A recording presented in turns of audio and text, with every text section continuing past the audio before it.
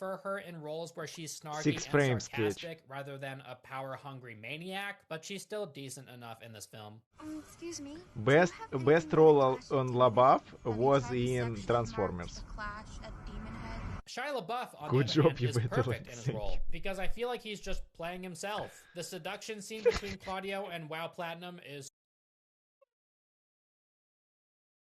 Playing himself, this is worse that he could say. so unbelievably awkward. Caesar and Julia get married in the back of a car. Isn't this guy rich? Whatever. It's followed up by random celebration footage that's split into thirds. Like the screen is literally so split into much thirds, and it feels very sloppy. Sometimes it'll be a full image just cut into thirds, and other times it'll be the same image of Claudio just flipped on the left and right side, or 3 images of the same singer. It's just awkward to watch and doesn't feel all that necessary. It just feels like Francis Maybe it's for TikTok? Yes, you can watch it in 3 smartphones. Ford Coppola was trying to flex his artistic muscles or his filmmaking prowess with this part. Like, oh my god, look at how cool the editing is. It's so epic and unique. So Claudio and WoW Platinum go to Crassus's bedside to pay their respects since he's dying. And this is what Coppola thought would be an appropriate line for the old dying man.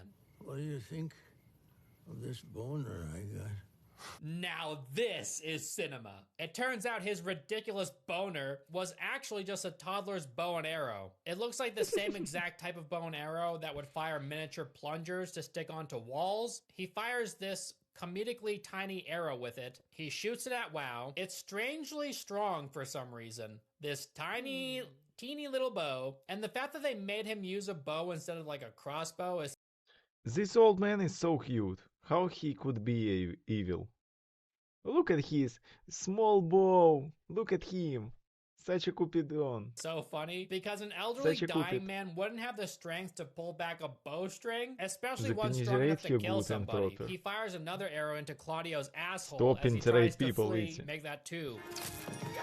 So Caesar fixes his face entirely, I guess, somehow, whatever. So that's cool. He continues his unrelenting musings about the nature of mankind. That's basically all he's done throughout the entire movie. He has managed to build a portion of this megalopolis dream that he has. It looks Guys, like an outdoor all modern this movie art look like exhibit, a dream. except gigantic. There are these huge sci-fi gold flowery structures that make 0 sense. But he's the genius, so what do I You know, when you wake up in the middle of the night and think that your dream was such a cool movie, and then you all wrote scenario of this movie, read it next day, and this is such a bullshit. know. He's the architect, so Caesar, with Cassus's financial support, is now able to construct this odd city of gold and light, where people travel around in spheres and live in giant golden glowing coral reef looking structures. Everyone is happy now because we get to travel around in these little ball things straight out of that Jurassic World movie. Everyone's debt has been erased, the housing crisis has been averted, people live in harmony,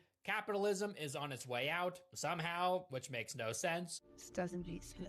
Whatever. The world is great, guys. Just don't think too hard about all this, because clearly Francis didn't. Hilariously, the movie ends with a new Pledge of Allegiance, except this one is for mankind. In this world, because of I hope they with me, your Megalon, the Wait, entire dreams. world of humanity has united under one banner, the human banner. The flag is just like So a human rich hand or people something. won He again? dedicates the film to his late wife, which I think is very sweet, For my especially beloved since wife. this is a movie about mankind moving in a better direction. As much as I've been goofing on it, I don't know, it was kind of ambitious. Sure, this movie isn't very logical, it's far too hopeful. It tries to envision a world where greed, capitalism, hunger, and homelessness are no longer issues. How wonderful that'd be, right guys? Surely this would be an empire for the ages. This movie feels like it was written by an 18-year-old who is just starting to grasp how stole the